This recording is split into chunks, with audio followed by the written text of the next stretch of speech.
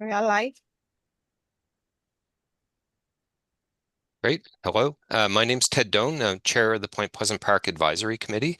It is 4:31 and the meeting's called to order. And I'll start the meeting with a land acknowledgement. The Halifax Regional Municipality is located in Mi'kma'ki, the ancestral and traditional lands of the Mi'kmaq people. The municipality acknowledges the peace and friendship treaties signed in this territory, recognizes we are all treaty people. So I will start out just doing a roll call of members. So I'll begin with Michelle. Sorry. Okay, thanks, Michelle. Miles. Present. Dinah. Here. Elena. Present. Krish. I'm here. Sam. Here. Yep. And Councillor White. Good afternoon. Great. And Spencer, I don't believe is on the call. Great. Nice to have everybody here. So we'll move on to the agenda. So the next item is the approval of the minutes. So our last meeting was May 1st. So what I'm looking for is somebody who could move and second the minutes. So do we have a mover? I can move. Great. Councillor White, who is the seconder? I'll second. Oh, and that's Dinah? Okay, great. Thanks. So any questions, any edits or comments regarding the minutes? Okay, so the motions that the minutes of May 1st of the Point Pleasant Park Advisory Committee be approved as presented. All in favor of the motion? Aye. Aye. Great. Aye. Aye. And contrary minded? Motion's carried. The next item is the approval of the order of business. And just ask our legislative assistant if there's any changes. No changes to the order of business. Yeah, any changes from committee members? Okay, so hearing nothing, I would assume there's none. So I'll invite somebody to move that the agenda be approved as presented. I can do that. Great, thanks, Miles. Do we have a seconder? I'll second that, Michelle. Thanks, Michelle. So it's been moved and seconded. I'll call for any questions. Okay, hearing none. Is everybody in favor of the motion? Aye. Aye. Aye. Aye. Aye. Great, contrary minded? Okay, hearing nothing, we'll have the motion carried. Business arising out of the minutes, there's none. So the next thing I do is call for conflicts of interest. So this is an opportunity, if you have a conflict of interest, to let us know.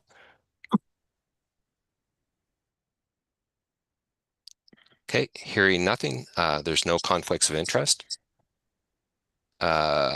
Consideration of deferred business, there's nothing there. Correspondence, just ask our clerk if there's any correspondence that was received. No correspondence received from the clerk's office. Okay, any petitions to be presented? No petition received from the clerk's office. Okay, great, thank you. No presentations, and there's no information items that are brought forward. So the next item is a presentation. So really pleased today to have Kara McCurdy here. Kara is the Wildlife Mitigation Program Manager with HRM, making a presentation on the Point Pleasant Park Wildfire Risk Assessment. So over to you, Kara. Hey guys, thanks for having me. Just out of curiosity, what's the time frame you want me to talk? How much time would you need? Well, it depends on the presentation. I can do anywhere from 10, 20 to an hour or two. so 20 minutes would be great. Okay. And that would leave us time for questions as well.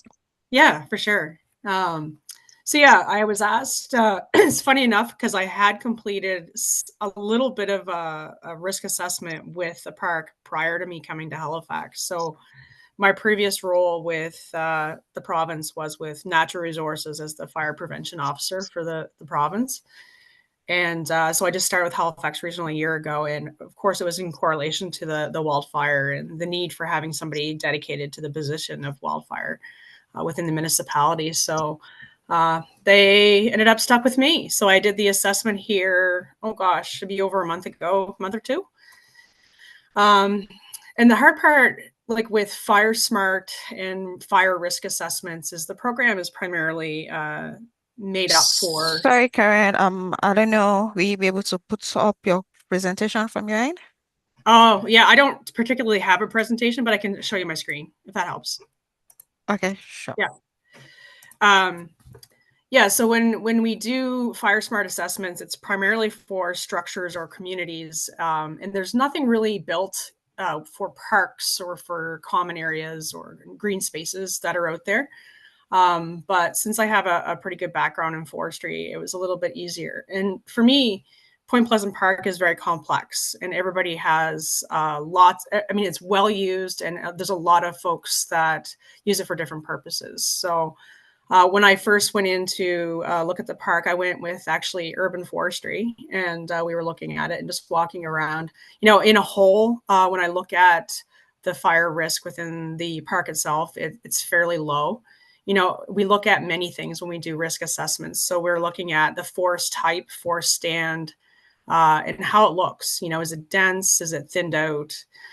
Is it hurricane damage? Does it have insect damage to the type of tree? You know, is it a conifer or hardwood? So leafy or needled tree. And then from there, we look at structures, you know, and how close they are to those fuels, and how do you get into the area, you know, access, egress to actually water supply for putting out a fire. We look at recreational use within a risk assessment. And of course, Point Pleasant Park is a high risk recreational use, but we also look at past fire currents, and that's where you guys are saved because there's not a lot of fires per se in the park. There have been some smaller incidents with encampments and homeless and campfires in the past, but nothing large scale, and mainly because of the park's maintenance. You know, you guys take good care of the trees and you make sure that the trailways are cleared out. So there's not a lot of space for fire to spread throughout the surface fire or fuels that are out there. But when we did look at it, I guess the highest risk area that I would class within the park would be along the Northwest Arm, you know, along the Arm Road and I can't read the name there, Cable Road. In those areas, there was a lot of topography, and that's what you see on the map to the right is the yellow checkered and the orange checkered and the red indicate percentage of slope within the park. And with that comes fire spread increase, you know, so 10% slope will bring 2 times the spread rate, where orange will bring 3 times the spread rate, and the red will bring 4 times the spread rate. Where I do see potential for a fire to start within your park is on that side, but it wouldn't be so much of a fire happening within the park itself. It would be from a fire ember traveling in smoke across the harbor into the fuels that are on that side of the park. With any kind of large scale fire, we can see anywhere from 500 meters to 5 kilometers ahead of the head of fire embers landing in susceptible fuels to things around people's homes or landscape, and then catching the forest and the home on fire. So that would be the risk that I see there. So when we looked at, you know, the management, it would be more so the thinning and pruning of the trees. And I'll just go back to the report here within that area. And just making sure that you're continuing to do what you're doing. Your trail system is nice and wide. You know, there's little risk of fire spread from, you know, somebody dropping a cigarette to, you know, actually lighting a fire along the edge of a trail system there.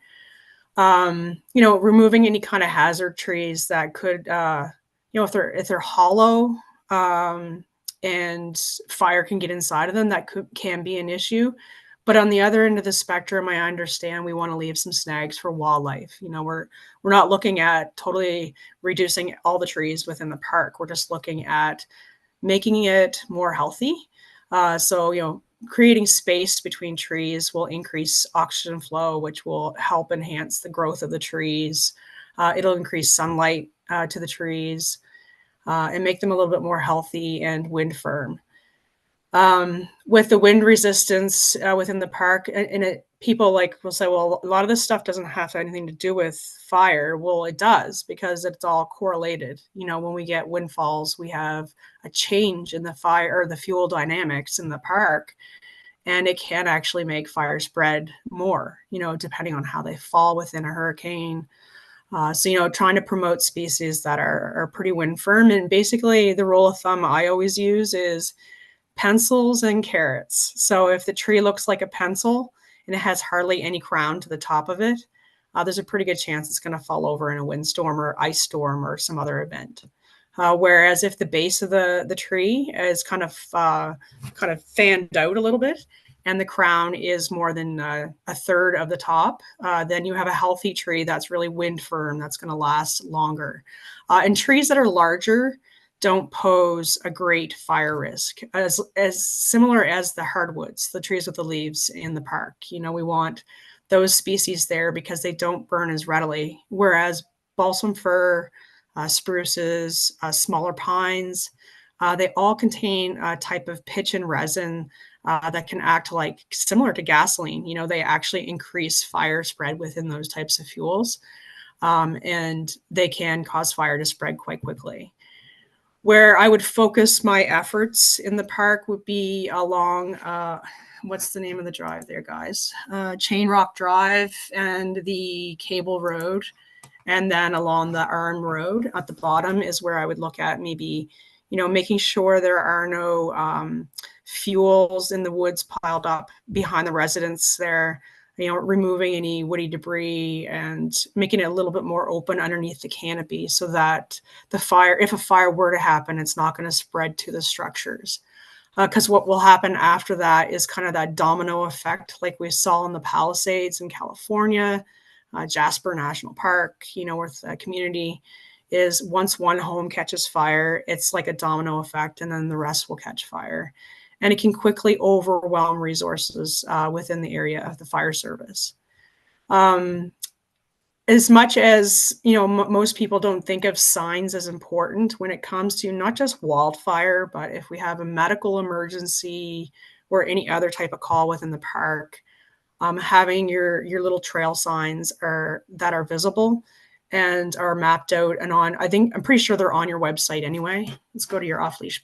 Yeah, a lot of them are marked there, but making sure that first responders are able to get in there and understand where they're going with the signs. And then looking at, and this is just minor stuff, all of this is recommendations, just so you know. It's not vital and crucial that you do it all. Like I said, the park is super low risk. But with a park as it is, and the high traffic that you do get there, you can also use this as an educational opportunity if you wanted to push some of the educational initiatives at the bottom there. Any natural water sources that are within the park is just, letting them do their thing. They're not only increasing the biodiversity in the park, they are habitat for animals, and it can be used as a water source if there's a fire. I'm not sure on the status of the hydrants at this point, if they are working towards getting them maintained. Halifax Water is the keeper of all the hydrants, so we'd have to reach out to them. In some of the parks, with Parks Canada, they have actually removed trees near archaeological sites because the roots of those trees can get into any artifacts or historical sites that you have underground. And if there is a fire and it burns deep, it can actually damage any artifacts that have not been recovered within the area. So maintaining for those purposes too is crucial. And then getting into the educational stuff. And these are all just things that you can consider. If you have a spot you want to promote a garden with fire resistant species. So in the spring, we actually started promoting the plant tag program, which is only offered in BC, is the only other province across Canada. And so basically you can buy a plant at a local greenhouse that has a tag on it that identifies it as fire resistant and lets you know where to plant it on your landscape and around your home. So if there are any structures within the park, you want to maintain the 0 to 1.5 meter as completely non-combustible, because I know a lot of the buildings within there are historical buildings. So that way the fire will not impact those structures, even though they are a lot of rock and brick and things like that. And then putting your plants further out from the structure and have that high water content, low shed, with avoiding bark mulch altogether. This time of year, when we get bark mulch and high humidity, it can spontaneously combust on its own, which is, it may be what happened. We were talking about the train station in Musquodoboit Harbor. That may be what happened with one of the planters, because potting soil can actually catch fire too with high humidity. To actually, having a little bit of an interpretive trail, in those sections that you're cleaning up and saying, hey, the reason why we're pruning, we're thinning, we're removing trees is for either forest health, for diversity, for fire, for all those different reasons. And that way the public might understand a little better why you selected what you did within the park. And I think that is basically the nutshell of the report. Is there anything, like, I really wanted to hear what your guys' thoughts were, because there were some questions that had come up when I had sent it around. So we can actually do a roundtable with questions, Perfect. if that's okay. I'm just wondering though, if you could speak a little bit to some of the recommendations, because I know you kind of alluded to them in the presentation, but are there any like key recommendations that you'd put ahead of others? Yes. So the pruning and thinning of the softwood fuels along the Arm Road and along Chain Rock Drive is my priority. Those two areas where the forest is a little more denser. And I don't know how much foot traffic you get through the little trails throughout there, but if the trails are a little bit thinner in those areas, you may want to push them to be a little bit wider to reduce that impact of any kind of hot materials falling and catching the forest on fire within that area. So just going in and you can prune up roughly 8 feet, depending on the size of the trees, to 8 feet apart. And maybe pushing some more of the hardwoods in amongst these softwoods to kind of break up the topography in there with the fuels that are in that area. Great, thanks. So what I'd like to do is go roundtable and just see if people have questions for you. So I'll start with Dinah. Dinah, do you have any questions? No, I guess in your report, you did mention about enhancing access to water sources and establishing maybe a water extinguisher or tank. As far as I know, the hydrants are not maintained by Halifax City Water. It's Point Pleasant Park, the park that has the 3 hydrants, which haven't been operational for over a decade, I believe. So I wonder about, maybe trying to establish some sort of a, water tank or holding system that would replace what the hydrants in the deepest, centers of the park. Because as we discussed before, the few places where there's natural water sources in the park that are not salt water, if it's a dry August, and the conditions are right for fire, those water sources are also dry. Yeah. So some of the parks throughout the province have gone with, it's almost like a little back tank station. So the back tanks carry about 4 gallons of water. They're, I'm going to say, about 2-3 feet high. I wouldn't go to the depth. Not 4 gallons. 4 gallons. 4 gallons? Yeah. I mean, that's nothing. Yeah, it is. But if you have a little surface fire within the park, it's going to quickly extinguish it. Somebody can just grab it and dump it on it. Okay. When it comes to putting in a cistern or a type of water tank within the park, I think it's going to be a waste of time. When I look at the park, there's a ton of water around it. We have the salt water, we have the municipal water outside of the park where fire trucks can actually hook up. In a lot of areas in the municipality, there are no hydrants, and we don't have that luxury of digging into the municipal water. But when it comes to a forest fire, it's going to be put out in several different methods. It's going to be either by ground or by air. but we can also scoop water from the ocean and put the fire out that way. So there's lots of different options there. To go spend money on a cistern, I don't think would be worth your time. Okay. And there's a couple of wells that were there. That wouldn't be feasible to sort of look at maybe getting those wells. Yeah. really- Yeah, if you have, I didn't see any myself, but if you have like wells that aren't being used for any other purpose, certainly the fire department can use that as a water source.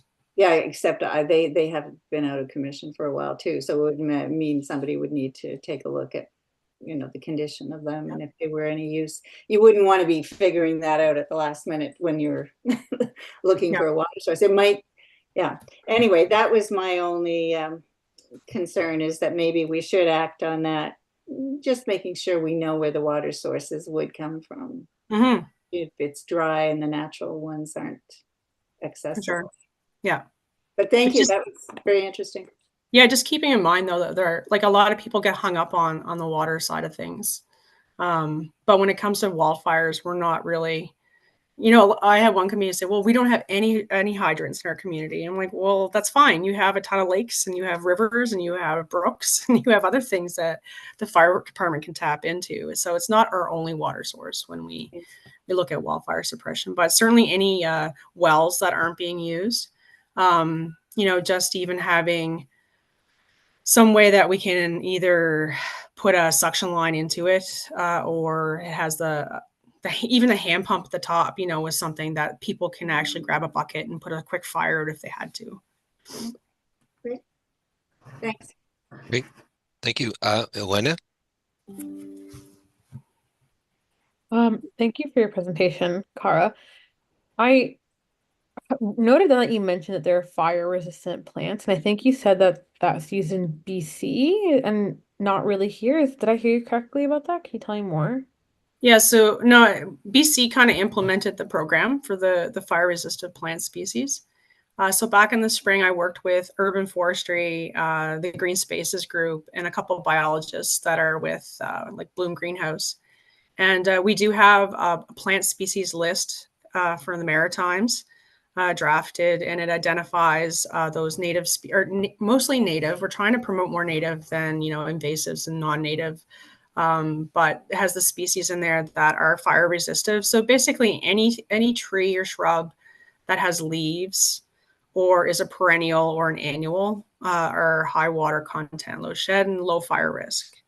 If it has needles, then it's a higher risk, like Christmas trees to spruce trees to junipers and cedars that are around people's homes. So I can certainly provide you guys with that plant list if it helps you guys out. Is it often used in parks in Nova Scotia? Do you know about that? Because it's new, it's a brand new program in Nova Scotia, so it hasn't been highly spread.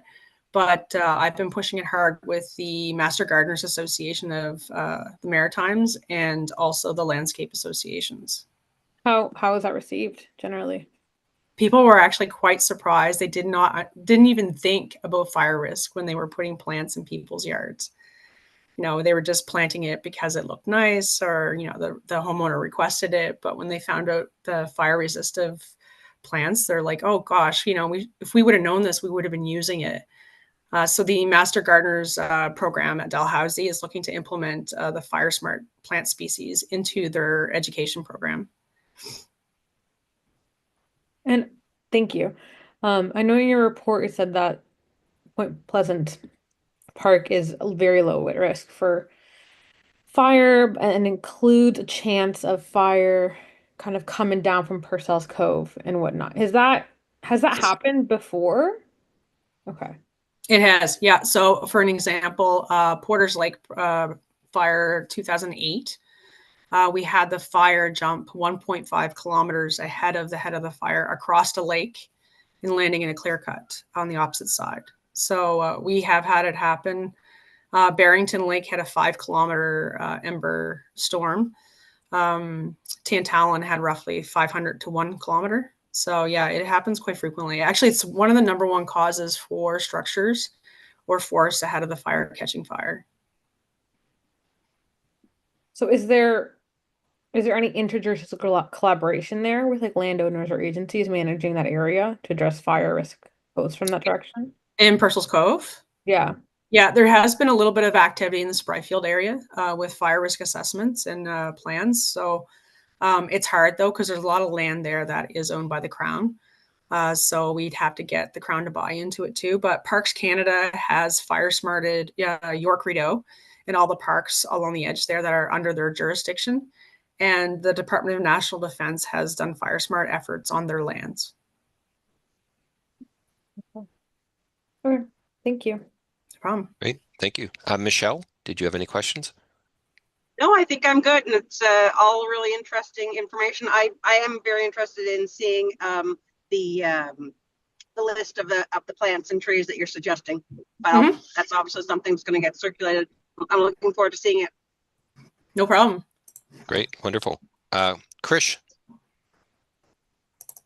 Yeah, honestly, like it was just kind of more of a learning curve for me, but I guess yeah, it was a good presentation, but at the time I don't really have any questions right now. I probably will have to see it in order to like to ask questions, but just like yeah, just more or less looking forward to seeing the project come into fruition. Nice. Thanks, Krish. Sam, did you have any questions? No, no questions on my end, but thanks, Kara. That was great, really informative. Miles, anything from you? No questions, but thank you, Kara. Very informative, and I really was taken up on the aspect of slope and the Purcell's Cove area there. That really was informative for me. So thank you very much for the presentation. Councillor White. Hi, Kara. Thank you for that. I'm just curious, because there is a lot of concern about the hydrants not being operational, and I hear from you that you're totally comfortable with that because there's other sources. Do you have any idea, or anybody on this call, why they were put there if they're not needed? And It's a good are question. they connected to wells? Like, why are they there? Is something I'd want to follow up with. But anyways, just to reiterate that you're okay without those operational, you feel like Absolutely. Yeah. Yeah. I mean, they look at when they put in dry hydrants or look at municipal water, they look at how far it is from the closest homes, and knowing that there's just water just go right outside of the park here. You know, Tower Road, Young Avenue, there's hydrants all along there that we can use in a heartbeat. So it's not, and what they would do, and this might be something to work on, and I say this lightly because you'd have to get EMO is not really doing evacuation plans up anymore. But if you have a road that's traveled by truck and a fire truck can get down it, they can set up a porta tank and do a kind of a shuttle run from Tower Road and Young Avenue to get water into the park, no problem. That's Yeah, a I heard pretty that short from someone distance. else. Yeah. Okay. All right. Thanks very much. Thanks for coming to us.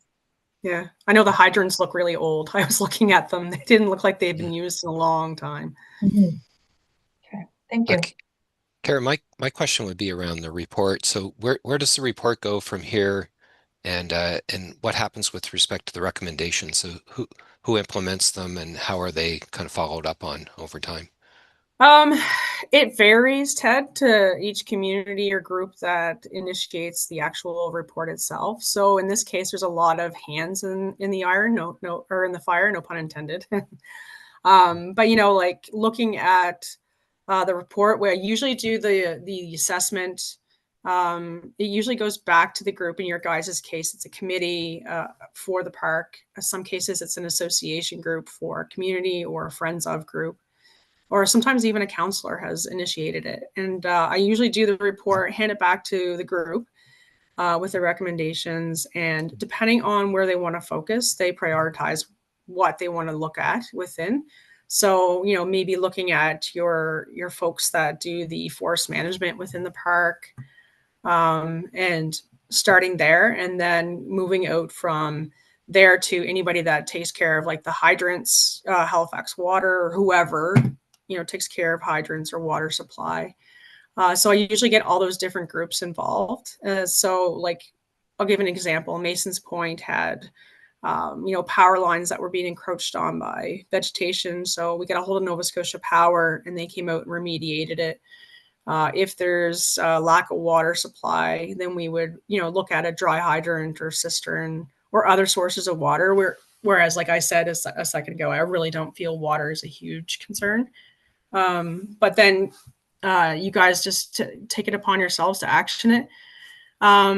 Some communities have gone a step further. They've had an annual cleanup event within the park. You could get the community members and the committee involved in helping clean up the park, to actually putting in for Fire Smart status. You can get a cool sign for the end of your park road that identifies that it's a Fire Smart. We'll say Fire Smart community, because it's a park.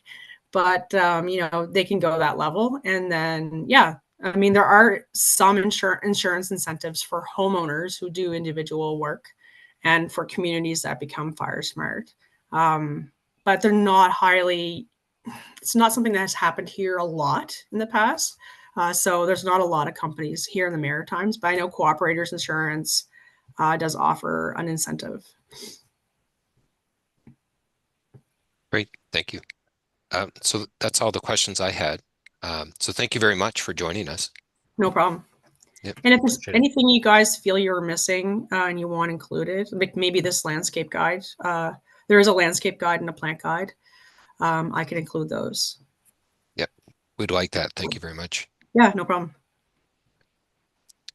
Okay, great. So next is our operations update. So we've got Ian Kennedy, who is supervisor of the Major Parks West, and he's here to speak to the committee. So over to you, Ian.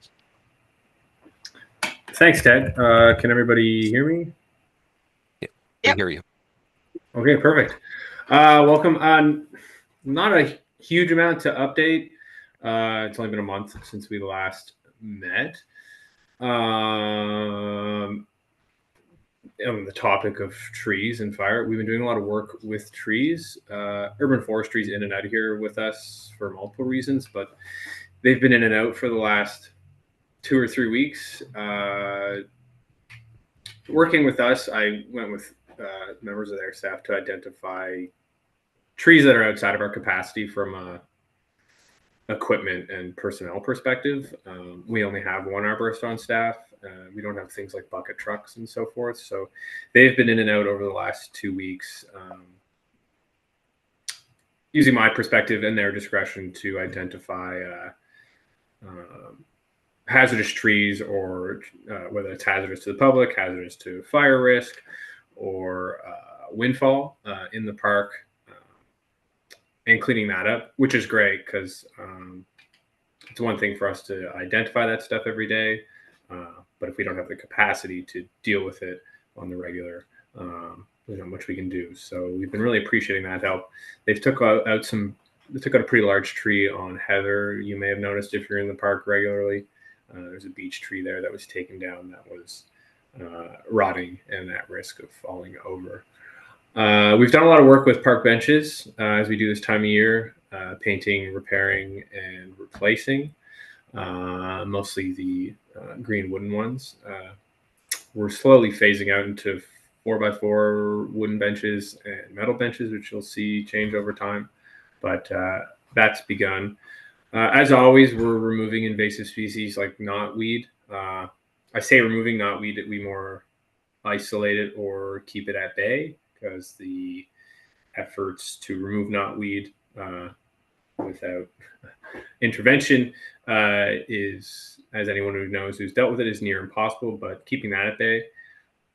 We've been doing a lot of work removing Rosa multiflora, which has been a constant for us over the last few years, but in this summer it seems to have returned, not only here but throughout HRM, stronger, which is unfortunate, but we did a great effort, I'd say 7 years ago, doing an overhaul, removing it from the park. So to go that long without noticing it being, I won't say it's an issue, but noticing its presence in the park, that's been a big focus the last 2 weeks, is removing that. It looks nice because it's a flowering plant. It's nice to see flowers in the park, but it's not great for the park. They suck up a lot of water, and they basically choke the biodiversity of the park. We've been doing a lot of, as always, road servicing, but we've been resurfacing or adding material servicing to smaller trails or access trails or foot trails or walking trails between locations and parks. If you're a frequent user of the park, you've probably noticed over the last few weeks. Again, with this being our busy time, we are also tied up managing 4 other parks. So we are motoring on. I met with Coast, with the individuals from Environment that want to install the Coast Reach photo stands that we talked about over the last 2 meetings. And we chose 3 locations on the shoreline for that. Those should be going in this year at some point. Waiting to hear back from Coast Reach on when and where, but they're hoping to have them in by the fall. Other than that, we are motoring through the season and bearing with the weather, and glad to have we have full staff for the first time in a few seasons, which is great, and it's proving helpful to maintaining the park as best as we can. Other than that, not much more to update. But as always, I open the floor to any questions and concerns that people have. Great. So I'll go roundtable again. So Dinah, did you want to start? Yeah, I have a quick question about, you said you've been working with Urban Forest about the bigger trees, that you need some help with managing. Is that how there were 3 really nice big trees along Sailors Memorial Way that were taken out? And now there's graffiti on one of them sort of saying, something about climate change and that. Like, how does the decision to take that big... Was that the tree, I'll call it the hooked tree? Yeah. That was one that we took out, I believe, in February. Was it that?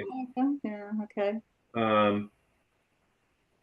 It was uprooting in a storm, and with it being where it is, it was a hazard. Yeah. I talked to Urban Forestry and our staff arborist and made a decision. Like, it's an iconic tree. If you look at a lot of photos of the park over the years, it's in those photos. But I know, it was heartbreaking to see it go. It was. Took it down. We all kind of had a moment of silence before we took it down, and and I called a few people just to say, like, hey, we're taking down a pretty iconic tree, just letting you know we're going to go ahead with that. But it had uprooted, and that with it being on the shoreline, it poses a risk to the public, but also the road infrastructure, because if it would have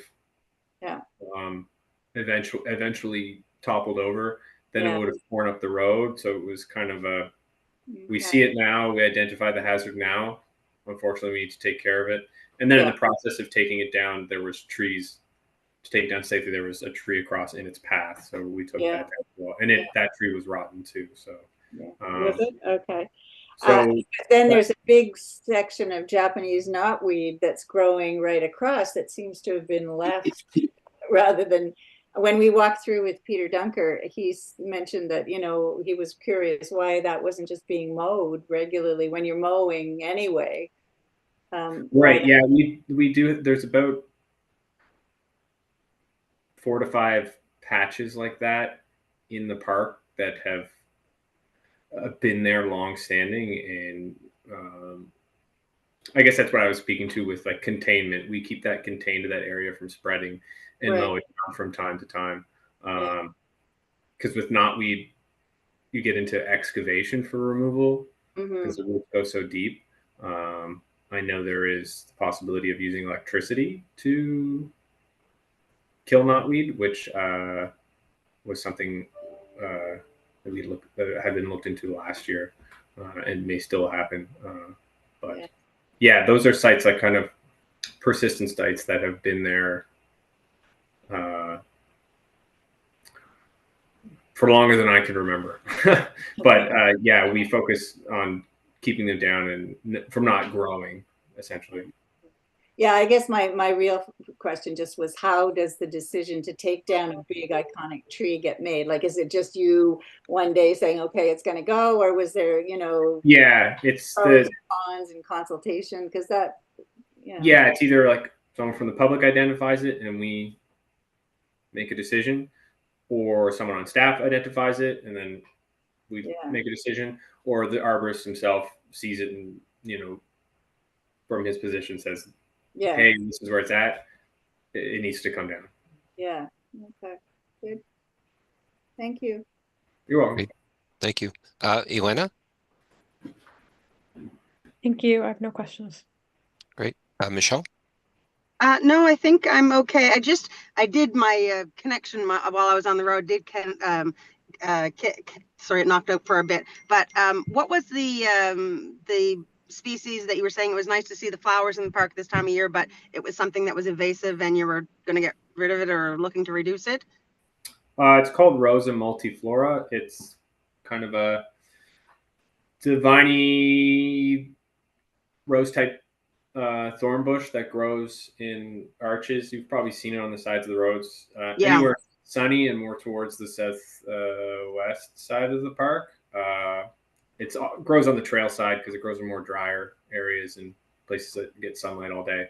But it's got white flowers, and I only mention that because we've had requests where people have wondered why we're removing it, because but it's on the invasive species list, and it's very, very pervasive. Yep. Oh no! I literally lost connection just before you said the name, so I was wondering which one it was. No worries. No worries. Thanks. Appreciate that. You're welcome.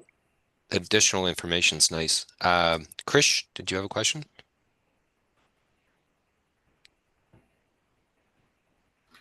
Apologies. No questions at this moment. No. Sam? Nope, none for me. Thanks. Okay. Miles? No questions for me. Thank you, Ian. Thank you. Councillor White? Yeah, I'll just ask Ian the same question. If you know the history of these hydrants and if they're connected to wells or not, and maybe if we should get rid of them if they're not, don't serve a purpose. I know history. I know before my time, I think they've been out of commission for well over a decade, maybe close to 20 years. I know the previous individual in my role looked into like what their status was, and they were just officially out of order. They used to not say out of order, but now they do. I can speak to the infrastructure for them is quite old. A lot of the piping in the park is cast. Some of it even in some places old ceramic piping, which that relates. I'm progressively talking about roads and drainage, but the drainage is quite old. And I think at some point they were decommissioned due to them simply not working, whether it's the lines themselves not actually providing water or even providing pressure. When I looked into it last year when this topic came up, all the information I could get from the previous individuals that they were decommissioned because they were incompatible with effective use, basically. Whether they're connected to any of the wells, I'm not sure. There is the one hydrant still in the park where Franklin and Shane Rock meet that is currently has a runoff valve system attached with Halifax Water, which is strange because they don't service the hydrant, but they're using it right now to offset water and pressure in the collection system. That one still functions, but I believe it is directly connected to the lines that Halifax Water services, not a well. Whereas where the hydrants in the park connect, I think they were just decommissioned so long ago that they're no longer in the municipal system. Right. Okay. 3 wells in the park. Okay. Those have also been decommissioned for a long time. And whether they in some capacity probably do have a water source, but what those wells look like inside and what, if they can feasibly be used, I'm not sure, because they're entombed, I guess is the best way to describe them. Okay. There's one on Purcell's Landing that I think was entombed partially when they entombed Point Pleasant Battery, and then there is the one, I believe there's one on Sailor's Memorial, and then there's one tucked away by the Shakespeare by the Sea offices, but that one is entirely covered in and cemented over. Okay. So it sounds like if we ever did any water within the tank, park could be those back tank things, or some little things. Yeah. Okay. Yeah. And there also is, there's the hydrant on Franklin, but there's also a hydrant that runs at the bottom, just past Terminal Drive, Okay. Terminal Road, in that kind of green space corner as you're turning into the lower parking lot. There's a hydrant in there that functions. Okay. And that's serviced by Halifax Water and is also used as a system runoff. So those are the two closest ones. And they're right at the edge, yeah. And then there are, there's 3 on Chain Rock Drive that are residential, and then 5 others on Point Pleasant Drive, or 6 on Franklin that, they're across the street from the park, but they're residential hydrants. Oh, So, I see. Okay. Thank you, Ian. you're welcome. Hey, Ian, I had some questions. The wildfire risk assessment that we just had the presentation on. So what would be your role with respect to the recommendations that are in there? Basically assessing it and seeing, what's feasible in the immediate and within like an operations perspective and budget, and what's realistic. Some of those recommendations may, be taken on by, so just the information trail that was referenced. That might be something that's taken on, say, by our naturalization department. But like with that report, the next step is to see what we can do within our capacity, and what is, like she mentioned, not everything can be done because there is that contrast or conflict where it's like we're also trying to maintain the biodiversity element and public engagement element of the comprehensive plan. Those competing elements of you want it to maintain the Acadian biodiversity and integrity. It's like, but then there's this risk on the other side. So, I guess that's what I would say to that. Does that answer your question? Yeah, it's a good start. I wouldn't mind maybe sometime in the future us revisiting the recommendations that are in there and maybe walking through some of them. Yeah, like that's the plan for like now that this report is out.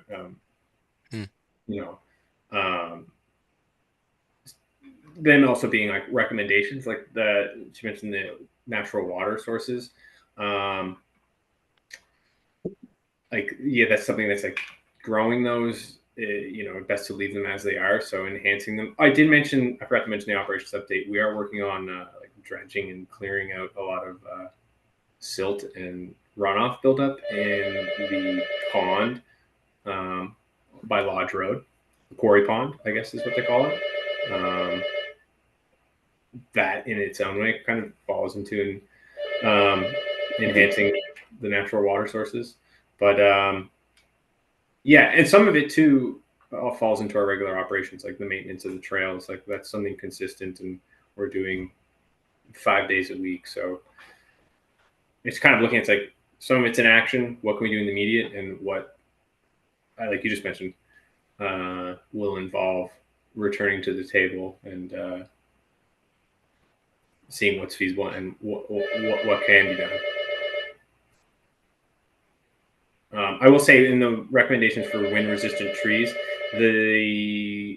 our active efforts of removing invasive tree species and the thinning processes keeping and maintaining those species that are listed are on the list of ones to be kept in the park. If we did like tree planting efforts in here more often, which are not a focus, we will be doing some tree planting later this year, hopefully, to mitigate areas we have to clear due to housing and homelessness issues. But we don't actively tree plant here, so we kind of fall in line with that recommendation in how we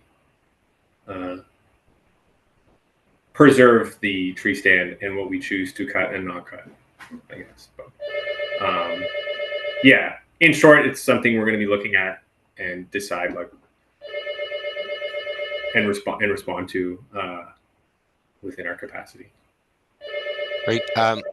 When we had the tour of the woodlands with Peter Dunker, he talked about the Heather Road and the copper beech trees on that road, indicating that historically they were positioned kind of across from each other, creating what he would call an alley, was the term that they used in the past. And I'm just wondering if there are any tree planting planned for the future that maybe the park consider trying to maintain that look on that one road that they had originally envisioned, with the copper beeches across from each other, kind of as a kind of following you down the path.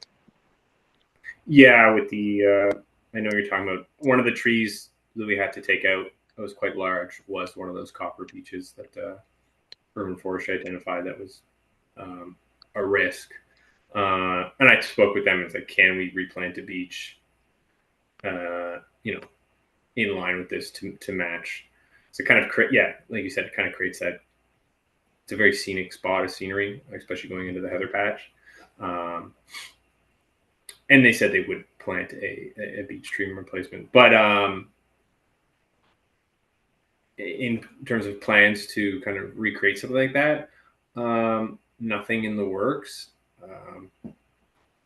As mentioned in the comprehensive plan, very often it's like a lot of it is, I guess I keep referring to this, like tending to the biodiversity and the tree stand, while also letting it do its thing. I think maybe the park after Juan and in previous states, when there were less trees or there was more open real estate, let's say 100 years ago or 80 years ago, there was more of a realized opportunity to do those things, where the confliction with the plan and leaving the forest to its own has left it I don't want to say not open to those ideas, but more focused on letting the woods heal itself and, I guess, take over in its own way, rather than like forcing design. I don't know if that was like an active choice, but there has been planting projects in the park with urban forestry where they did along Cambridge to kind of create more of a to keep that kind of streamlined look all the way down, rather than having it grow outward or too far inward. But definitely something that can be looked at, but not currently in any plan, I would say. Yep, the copper beeches do look nice though, the way that they're kind of positioned on that road. My other question would be, it's around the canteen, and I'm just wondering if you could provide just a snapshot update to the committee on the status of the canteen. And I know there's spots right now that are blocked off down in the lower parking lot for that. All I can say to that, there is an individual business that has the bid for that space, and there's only one given out at a time, and they've been accepted for that bid, and they have a functioning food truck and license to vend there, official vendor, but they did not pass their initial inspection, and I haven't heard since what the update is on that, and I don't believe that that's a licensing thing, and how they go about rescinding or enforcing the use of that license. If the person is paid and is still paying, they still have the rights. But I believe I'm assuming if they are not vending at some point, they might be requested to, allow someone else to take on the opportunity. Because I'm sure there are many people who are, but at the moment, I'm kind of just waiting to hear whether that will commence or not. I can reach out to licensing about that and find out, but they may be in the dark as well. I wonder in the meantime if the pylons could be removed and maybe the signs covered over so people could use the spots. I can look into that. They may request that. I don't know the status of the food truck. Like, even that person could have a food truck that did pass inspection and is functional and is ready to serve the public, but they could choose to never be there on their own accord. They have won the bid for the right to have access to park there whenever they choose to vend within the licensed hours. So it's kind of a conflict of, they've paid to be the vendor. Okay. Another thing, I can talk with licensing to see where the status is, but say I were to remove those tomorrow, and then tomorrow at 10 a.m. happens to be the day that they are ready to vend, and they show up and they have nowhere to park then. But that is something, if I can get clarity on that before the next meeting, or but that is anything related to that is all done through licensing, and they really only reach out to me when absolutely necessary, but I can touch base with them. Okay. Thanks, Ian. And my thanks to you and the team for the work you do. And the park looks great, and it's nice to see all the summer activity in the park. Yeah, it really changes once the leaves come out. Yeah, appreciate it. Looks nice right now.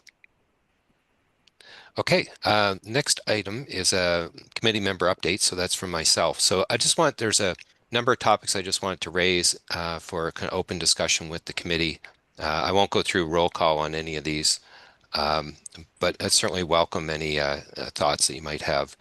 So there are a number of things. So there's the ceremonial shilling, the use of the summer houses, the view planes, and scheduling another tour of the fortifications of the park.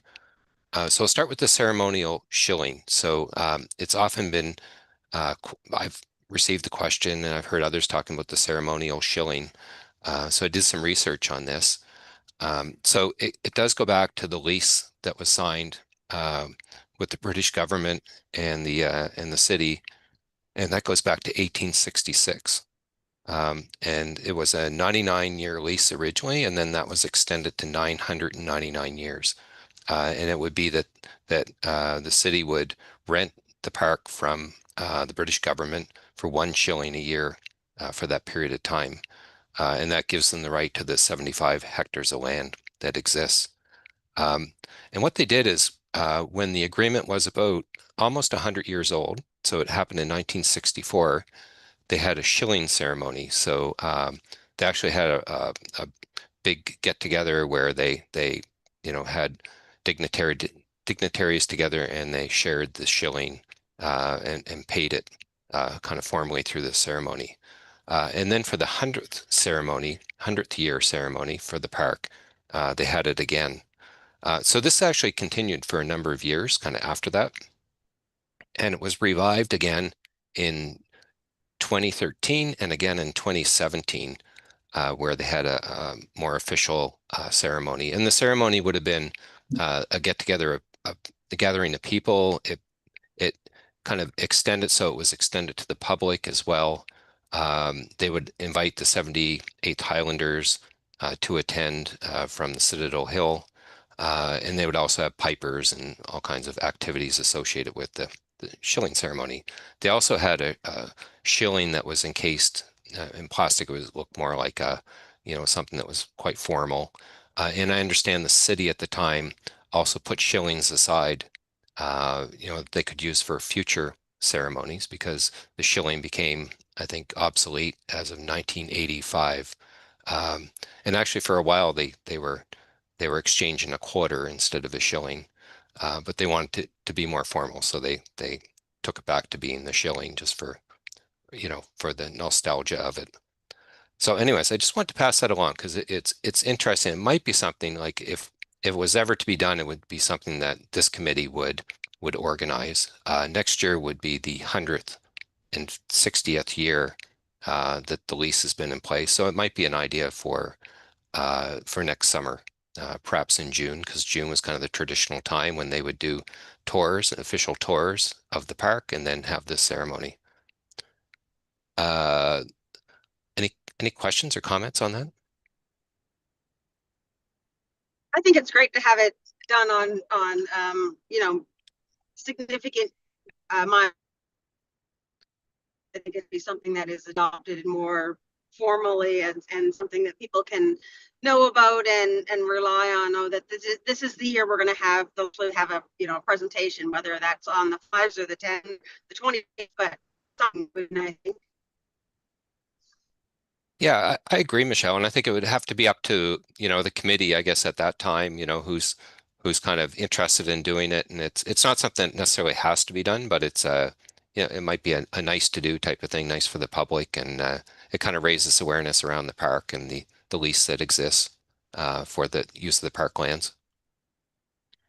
Yeah, it might be something that could be, done on like Victoria Day or Canada Day, to sort of make one of those days when we're celebrating that kind of thing. It might be an activity we could have at the park. Yeah, that's a great idea. Love it. Anybody else? Yeah, I was thinking about Canada Day, but the only issue I have with that is like if we're going to use the Highlanders reenactors, etc., they're really busy on Canada Day at the Citadel, so that would be very difficult if we were trying to make use of them. But I think it's a great idea. My big suggestion would be if it would be instead of during the week, on a weekend, so then you could have school children, etc., families come together. So if you just did it during business hours, it would be more restrictive to the audience that we're trying to grow and raise awareness on the park. That's a good idea too. Actually, since you mentioned school, I'm a retired school teacher. If we liaise with a history teacher and did it during, May or June, then maybe we could get, some history class to actually, take part and make it an educational sort of school trip too. Possibly. Yeah, I mean, same. I'm a retired principal. We used to bring the children to the park. Yeah. Like my classes, we would do that. So that's on my mind that, that to be more inclusive rather that way. But I think there's learning process there, raising awareness, etc. So with the youth, I think it's an important thing just to bring it up. And I'm glad you were teaching too. Yeah, for sure. Great, thanks. Michelle? Yeah.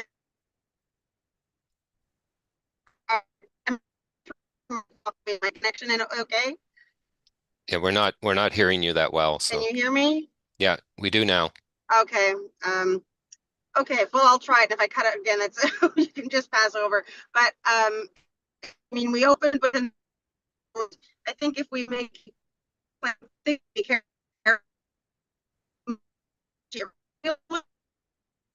Oh no, you're cutting out, Michelle. Actually, for the use of land. I don't know. Sorry, I guess I'm cutting out. Yeah, if you want to send me a email later on with your thoughts, that would be great. Sure, I'll do that instead. Yep. Okay, thanks. Anyone else? Okay. The next item is the use of the summer houses. So the summer houses are the structures through the park. So there's 2 of them, and they're gazebos, but they refer to them as summer houses. So these were built in, I guess it would have been 1883. So it was a $5,000 donation that came from a Halifax merchant. and he wanted to beautify the park. So he left some money behind for the park. They built the summer houses in Glasgow in England, and they shipped them to Halifax on a steamer. They were made at the factory was called the Walker McFarlane and Company Foundry in Glasgow. So the ship arrived in 1883, and then they built the summer houses. So they have quite a history. I did ask Ian Kennedy about the use of the houses. So they do take bookings occasionally from people who want to use them for weddings and for other events. And I know that they've been used quite a bit over the years. People use them for shelter or to get out of the sun or the rain, for all types of different activities. But just wanted to kind of bring it to the attention of this committee, kind of the history on the summer houses. And it would be nice, I believe, in the future to try to encourage their use to perhaps for, some kind of musical event or, any type of other activities that might encourage their use. I know we also talked to within the committee too about their upkeep and maintenance. So there's a lot of kind of paint that's peeling from the summer houses and rust that's showing. So it's probably important from a maintenance perspective to kind of keep those kind of fresh and clean looking and try to avoid any rusting on them so we can maintain their kind of history into the future as well. Any questions on the summer houses? Okay, next are the view planes. So in the Point Pleasant Park Comprehensive Plan, there's quite a discussion in different places throughout that plan on the view planes. And if you remember, the plan was drafted not long after the Hurricane Juan. And so what they envisioned in the plan is that they would try to keep the historical views in Point Pleasant Park. So that would be trying to leave those views. There's quite a number of them mentioned. They talk about developing a viewing platform for chain battery for people to kind of look up and down the arm. They also talk about capturing what they call borrowed landscapes. That's the wording that they use. So that's view planes that would give people a view of McNabbs, York Redoubt, and harbor views from different places inside the park. They also talked about maintaining the certain types of vegetation in relation to some of those views. And one of them in particular, and most people would probably be aware of this, but on Heather Road, as you're walking along, there's a corner and there's a bench that kind of looks into the woods. Well, that bench used to be a view plane, so the woods have kind of grown up since. That one in particular is mentioned in the comprehensive plan. So that was actually part of a meadow. So the meadow ran between Heather Road and Sailors Memorial Way and was quite open. And they envisioned that would actually be kept open and that there'd be certain shrubs and bushes that would be planted and it would kind of be kept there to look the way that it had looked in the 18th century, because that was always a field from the 18th century forward. Anyways, I want to bring that to the attention of the committee as well, because it is in the plan. It might be something that we want to discuss in the future with respect to what do we envision would be best for the park. Is it to let the forest grow up naturally, not be concerned about view planes? Do we want to think about view planes? Are there certain ones that should be perhaps maintained as earlier envisioned? I'll put it out there if anybody has any comments. It would impact, there's quite a bit of wildlife, now that it's such a forested area, there's deer, there's been a lot of deer sightings this year especially. We'd have to be really careful not to sort of be changing the habitat, or if we did, we'd have to be aware that we're modifying the habitat again, because I know it was originally like that, but it hasn't been that way for long enough that things have overgrown and it's become a habitat for a lot of wildlife. That's all. Yeah, but it's a good discussion to have for sure. Yeah. Anyone else?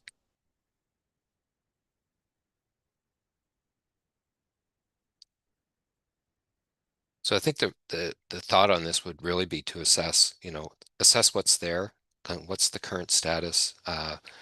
you know, is it envisioned that, you know, kind of things continue the way that they are to grow naturally, or if any of those view planes should be, you know, kind of maintained the way that they should have been. So I'll just leave that one there, and perhaps it's a discussion for the future, but I just want to kind of raise it to the committee's attention because it was envisioned in the plan. The next one is scheduling a tour, another tour of the fortifications at Point Pleasant Park. So Tom Tulloch did a tour. We had great attendance, considering that we didn't do a great job at kind of promoting it. I think we could have done more on our end, but we had a really good turnout. Sam and I were there, kind of representing the committee, and it was excellent. It was 2 hours, and we did most of the fortifications in the park. It was a good walk around. Good. It was a nice walk too. But Tom has offered to do another tour of the park, and is available this summer to do something like that. We could do kind of a bigger job of promoting it to the public, because it is a great opportunity to draw the public in to understand about the fortifications in Point Pleasant. And we could also make sure that the members of this committee who didn't have an opportunity to attend the previous one could attend, and we could also open it up to members of council to attend as well. So I'm just wondering what people think, and if they would be interested in this. I could arrange it on my end.